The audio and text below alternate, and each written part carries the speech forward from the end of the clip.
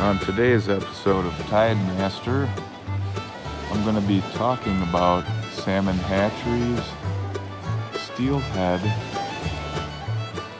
commercial, sport, and subsistence fishing, all next up.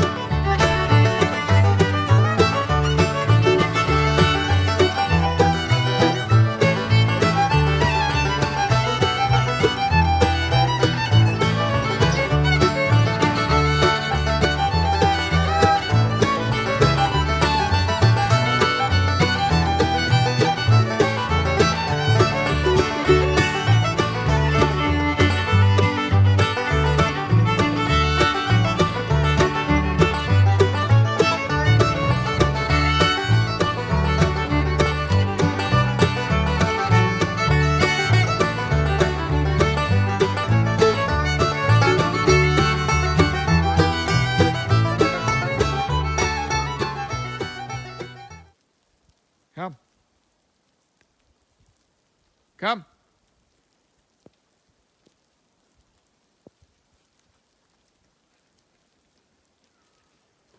Let's go.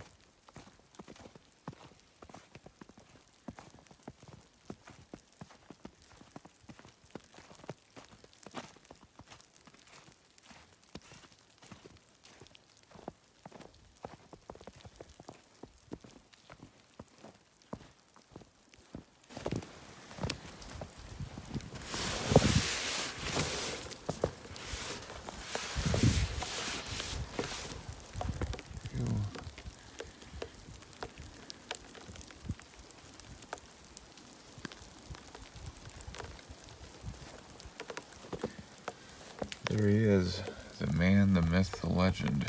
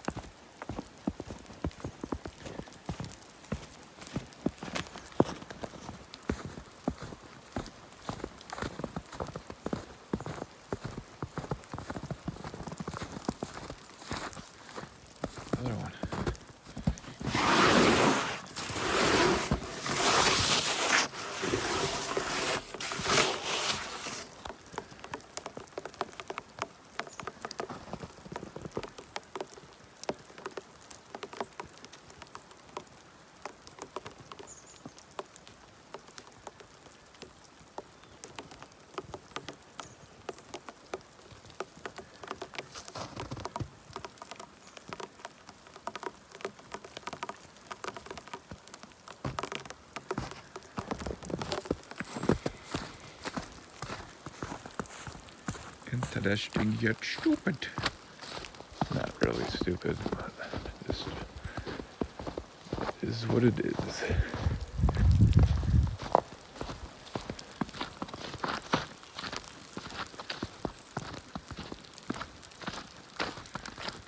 Okay, we are approaching the actual cabin site here.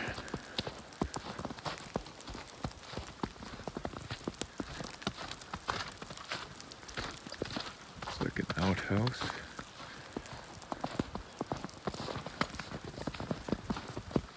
Pretty nice cabin. Looks pretty similar to something you'd see in the North Woods back towards the Great Lakes.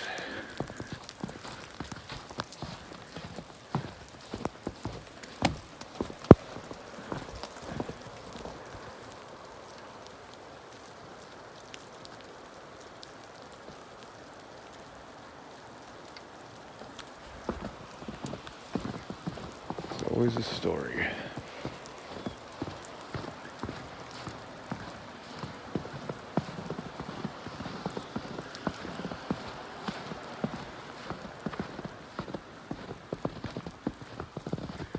Beautiful spot. I'd love to live here. Nice fire pit. And then, oh, what's all this? Like a floating fish factory. Yeah, that's floating fish factory.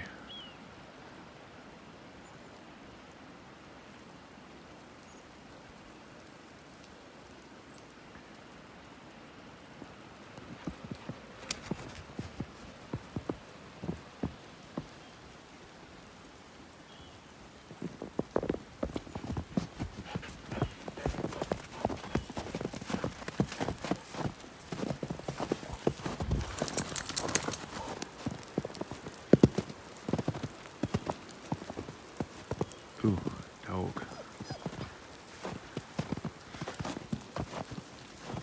A dog. Get a dog. Another dog. Hey, other dog. You better be nice.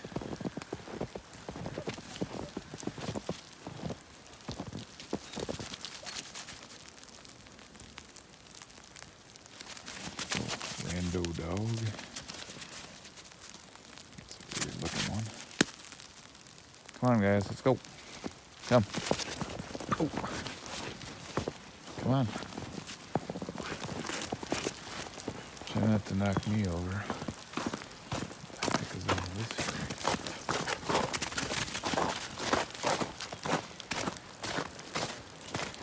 Come on, little beastlies.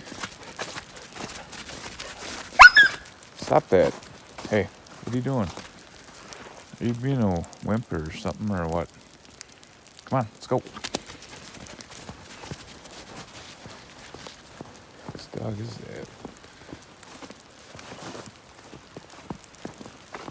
No, don't tinkle on mine.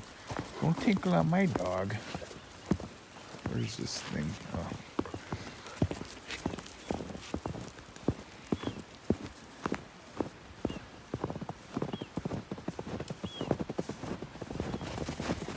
Dingo dogs.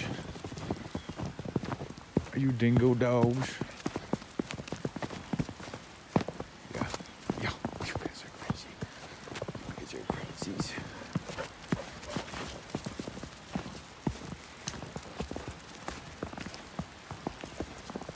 Oh.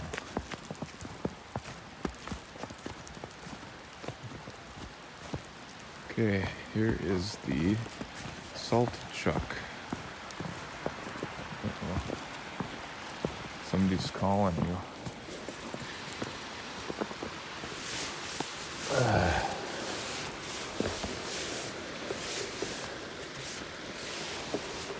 The salt chuck. Basically,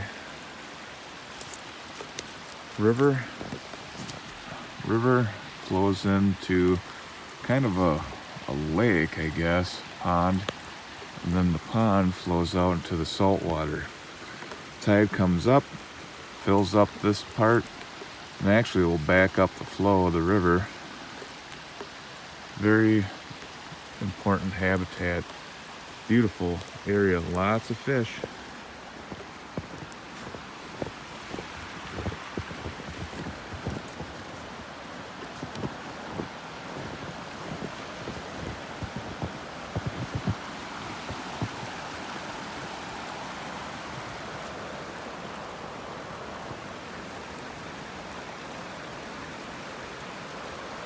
Somebody's random dog.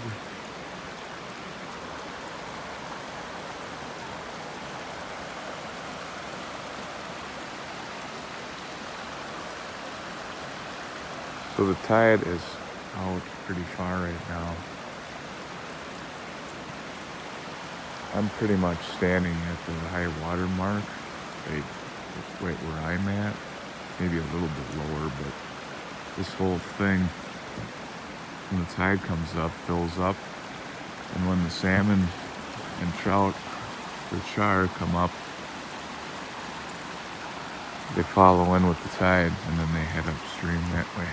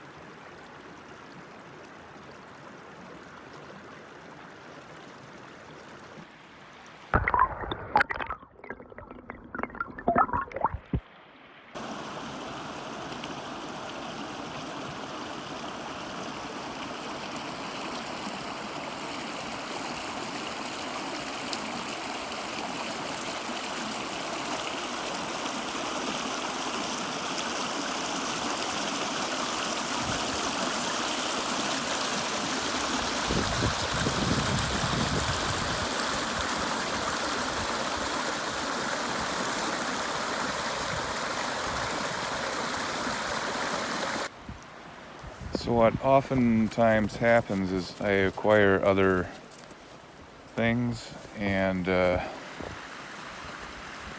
yeah. Come on, y'all.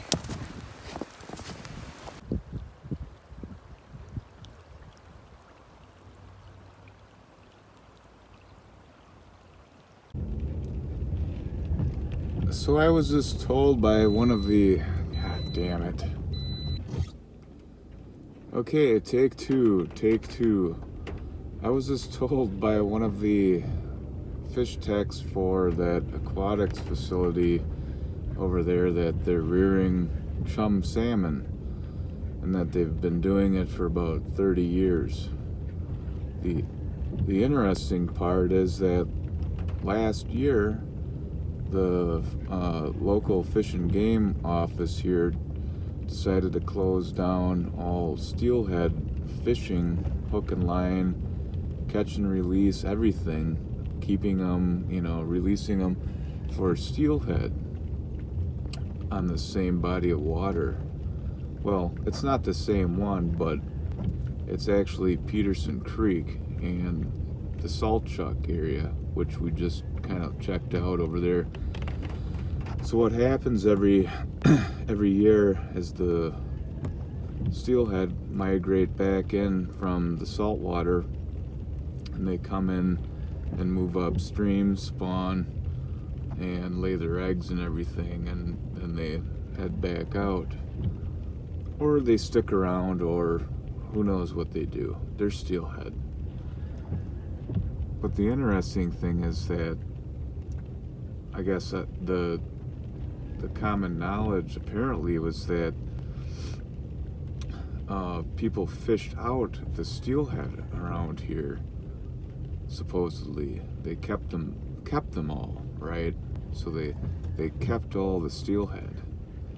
But what I find quite interesting is that there is a gigantic chum hatchery right on the outflow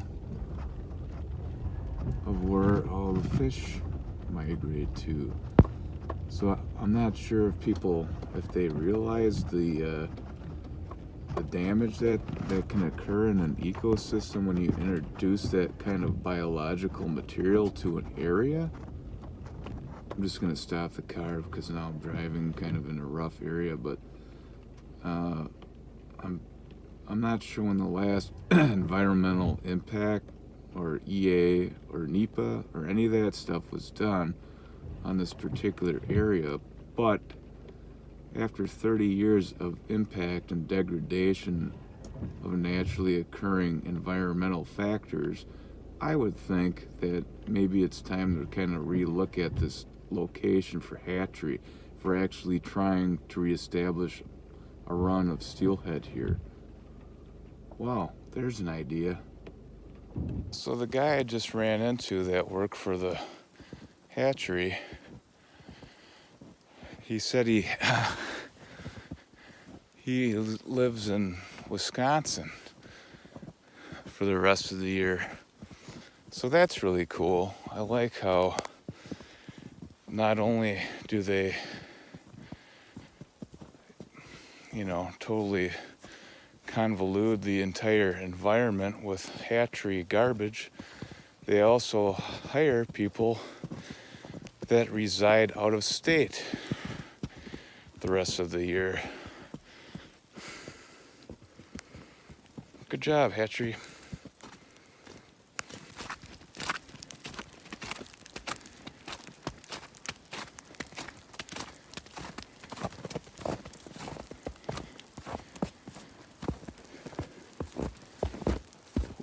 A little winded.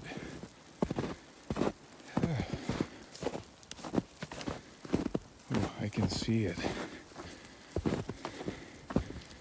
So the deal with hatcheries in Alaska is that people want fish, okay?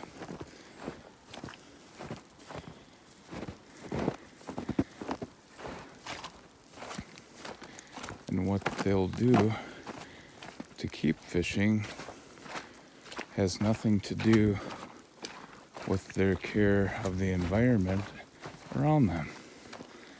So what happened years ago is that fishing got so prevalent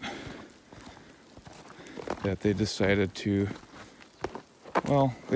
we need to catch more fish, okay? And by doing so, they created this, this so-called need for more fish. Well, what it actually did was erase all of the native genetics and the entire rest of the ecosystem.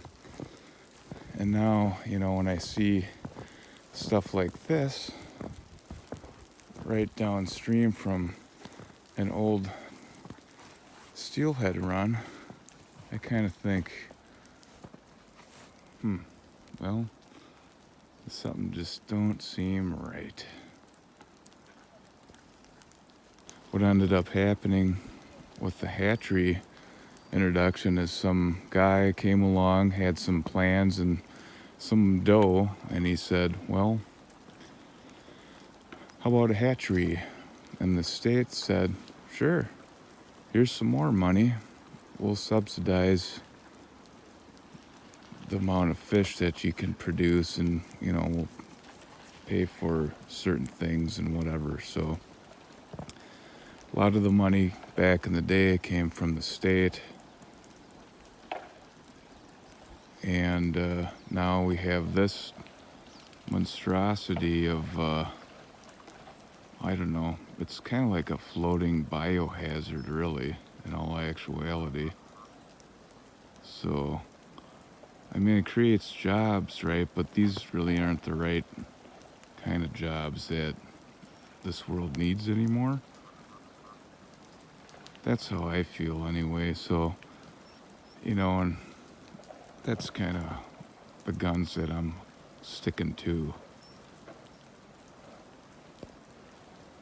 I guess when you look at the big picture, I think I'd rather have people coming here sore mouthing a few fish and paying into the local economy every summer versus continuing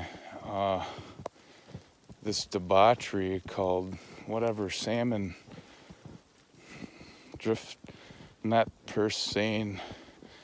Just seems pretty ridiculous to me that it even exists anymore, really. All they're doing is catching hatchery fish. Like, why don't they why doesn't the hatchery just sell them? I don't get it. It's just, but they're Alaska fresh wild salmon, right? Well, ignorance really is bliss. So, when I'm trying to get things established like rockfish for tomorrow, I kind of feel like I kind of got duped a little bit back when I was a charter boat sport fishing hook and line captain in the Gulf of Alaska. And the way they regulate things, it makes it seem like it's okay. But when I came into it, it's just another thing on the menu, right? It's a rockfish. Nobody thinks anything about it. 9 people out of 10 that you get for clients don't even know what they are. But a little research will tell you that, wait a minute, these things get to be 200 years old or more. Some of the short raker get older than that yet.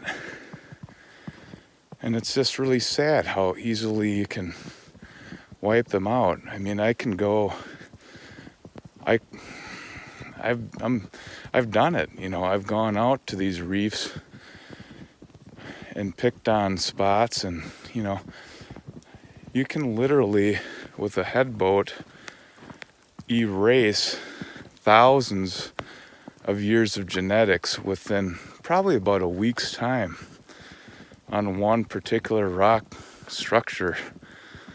So, with that said, I think maybe it's time to make some changes, guys and gals.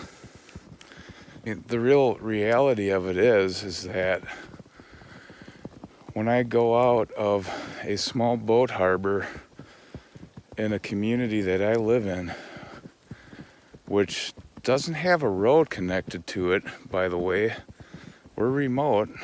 You have to fly in or boat in here. The reality is that if you can't supply food for your family within the range of where you have to launch out of, then I believe it's pretty much shot, and it's time to really think about what we need to do to fix it. Now, I realize people are doing a lot already, and we've studied it. Oh, we've studied it till the cows come home. Study, study, study. I just think I really like what the state did as far as closing it down. And that, to me, is honestly one of the best ways to manage something, is just to turn it off. If you don't turn it off, you know, what the same thing's going to happen. And the interesting part is that Alaska all we have to do up here is look at what happened in the lower 48 all the way down to California. You know, it's just a domino effect, and I think they finally used adequate measures of managing the species down south. And, I don't really keep track of what they're doing. I've fished all up and down the coast, though, and I know what I've seen. And when I go out on a head boat in the middle of the coast down in Oregon, and they only have the season open for a few minutes or a few days, and I asked the captain, "What are the buckets for? Is that for the bait?" He said, "No, that's for the fish." So we go out and fish and catch these tiny little rockfish, and this is right after they reopen the season. So they had this quadrant closed down for a while, reopened it, let the hook and liners back in, and it's just like a vicious cycle, but at least there's fish there. It's better than even around here. A lot of those places I've targeted and researched around, there's just nothing there. Boy, you'd think there'd be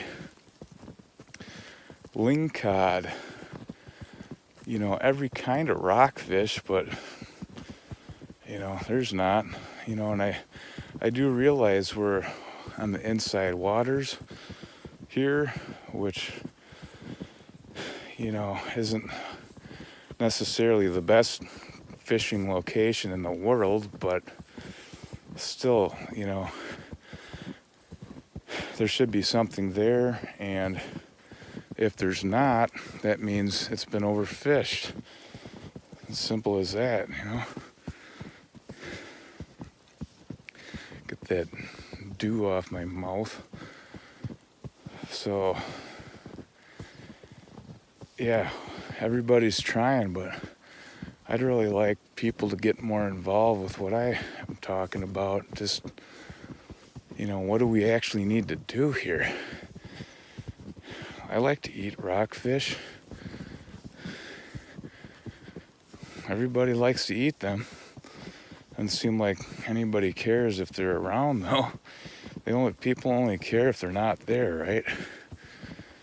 Because then you don't have food. It's plain and simple. Fished out. So the inherent problem with all of this hatchery introduction and catching and harvesting and sport and subsistence and commercial is that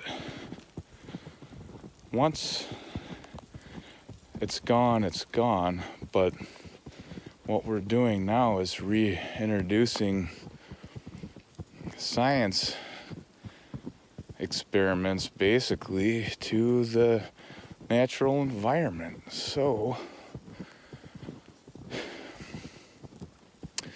what's happened is that with salmon specifically, that when we have a drastically changing environment with surface climates and benthic climates even now, because everything's kind of connected. There's upwelling and all kinds of different ocean currents going on. simultaneously that people will never understand fully, but so when you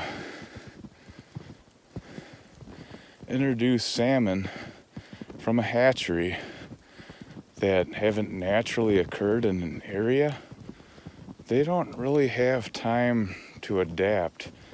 It's kind of like throwing a person, and you'll see this on these Discovery Channel shows and all these shows that have people from all over the world that get dropped into these remote places. They don't know how to live there. They don't know anything about it. You know, it's either you adapt or you die.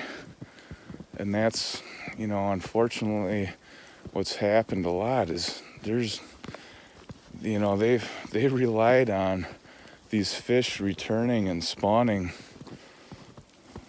to this, you know, same areas, but those fish don't know where to go back to. They haven't been around the system. You know, they don't have that natural instinct to adapt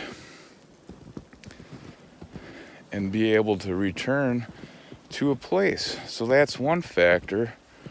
And the other one is the bait fish are not around either. And if it's hot, too hot, what does bait do? Well, it dies. So fish go deeper where it's not so hot. Oh, damn. And the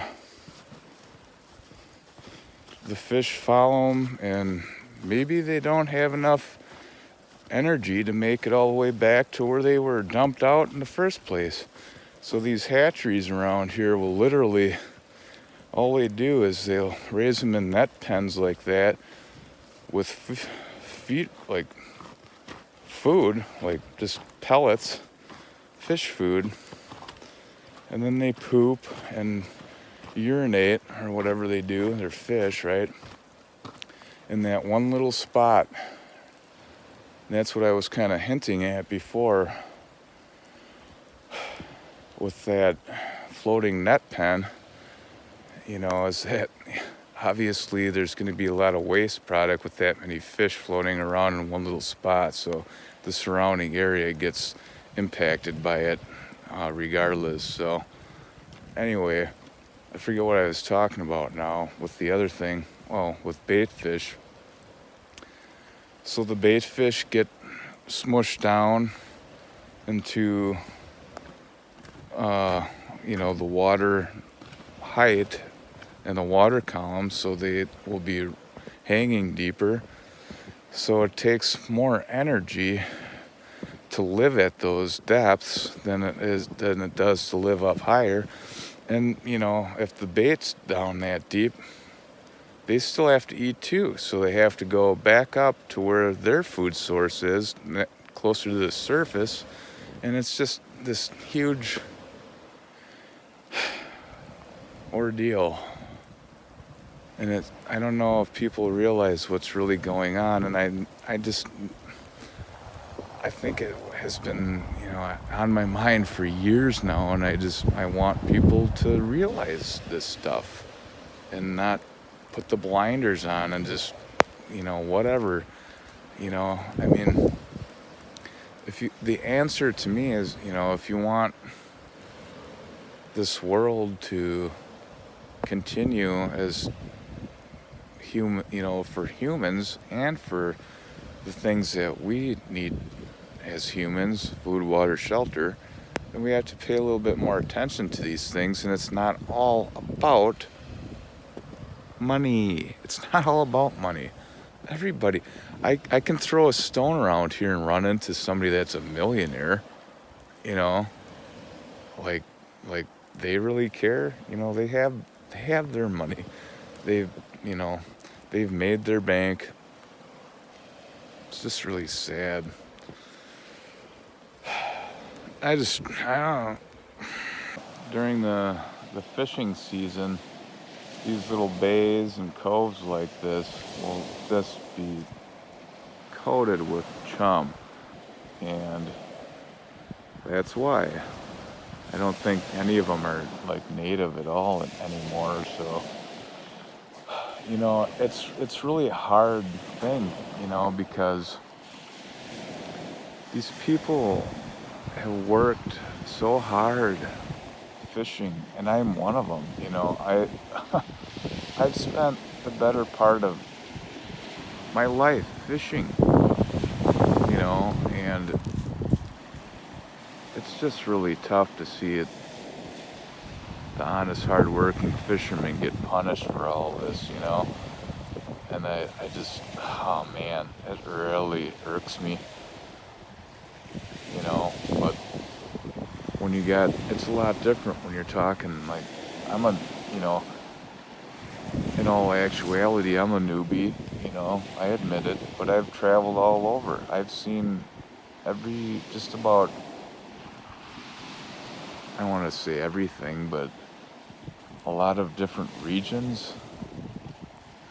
And the longer that you're in a place, you really can see what's going on.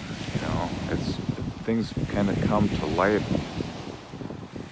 a lot quicker, but it just takes time, if that makes any sense. It takes a lot of heavy meditation and just thinking and discussing things of this nature with the people that are working. And the old generation is so guarded with their treasures, it's just ridiculous. Nobody wants to divulge any information or help you, really. They'll steer you in like a totally different direction than what you're aiming at to, so-called protect you. But, I think the gold rush of salmon is done, and it's time to kind of start thinking about what we're going to do here. My heart goes out to all of us here that have had to suffer and struggle through this thing in modern day age, and ultimately, there's really nothing we can do, but, I like to think that there is some ray of hope somewhere in all of this.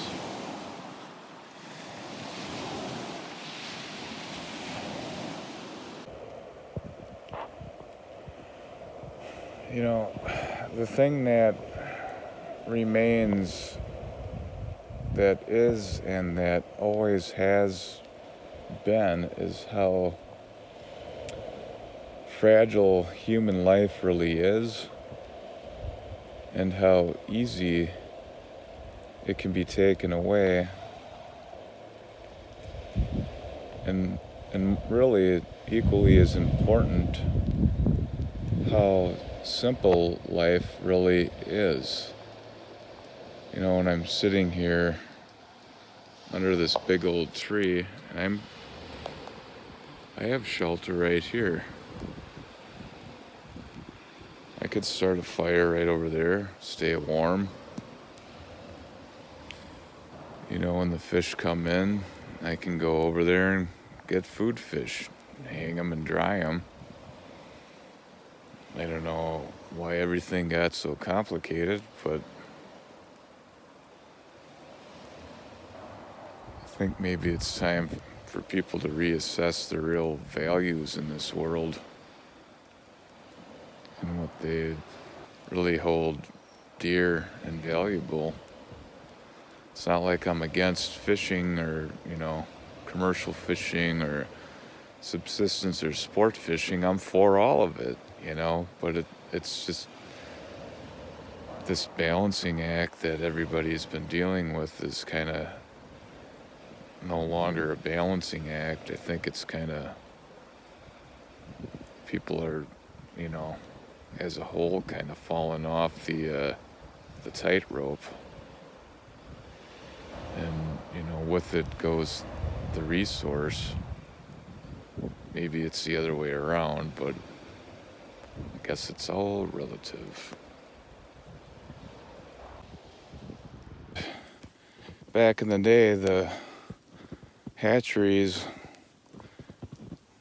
took money from commercial fishermen as kind of a buy-in to the whole thing too. So, that was another thing that kind of fueled the old hatchery fire. When you're talking about modern day study of genetics, the inherent problem is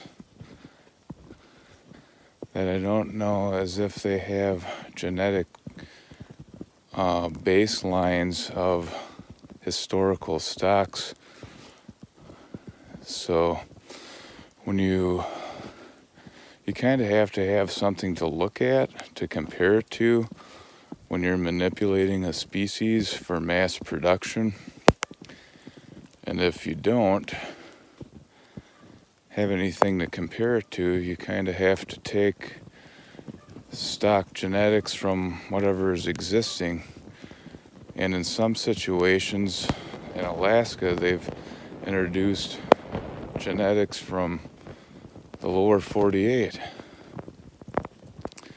So hell, maybe all the salmon are going down there to spawn. We don't know. I'm just kidding, but realistically, there's a lot of sampling that should have gone on years ago, genetic sampling that is, and that we just didn't have the technology that many years ago. And, the things that we have now to compare it to, I don't know. I mean, is it all convoluted with other genetics and other foreign stocks? Probably at least a little bit, Some of those long-lived rockfish, well, those are probably some of the ones that aren't, these 3, 4, 5, and 6-year-old salmon. Who knows what their genetic makeup is, and in all honesty, if they return to the same stream and the right numbers that we want, I don't know, does it really matter? But the problem is that they're not. They come in way too many or not at all. You get strays going into other streams. And next thing you know, it's just the balance tips to one end of the scale. A few years ago already, the Germans and the Norwegians kind of proposed, and they were building, I don't know, they're probably already operable by now. They were building these big factory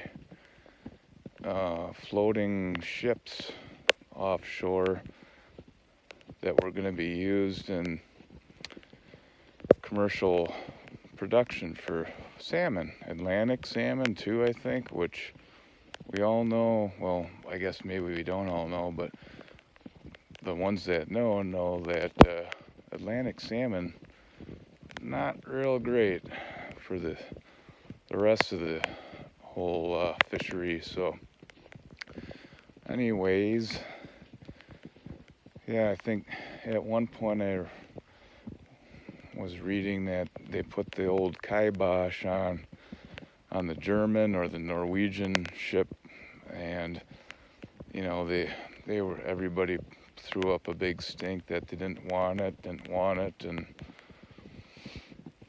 well, I guess right now really what the deal is that we're using the ocean for a hatchery.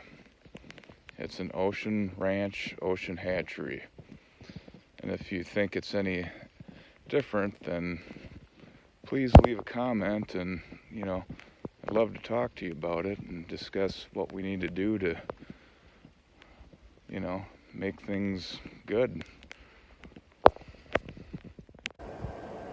I'm just driving past, and isn't that something else? Wow. Okay.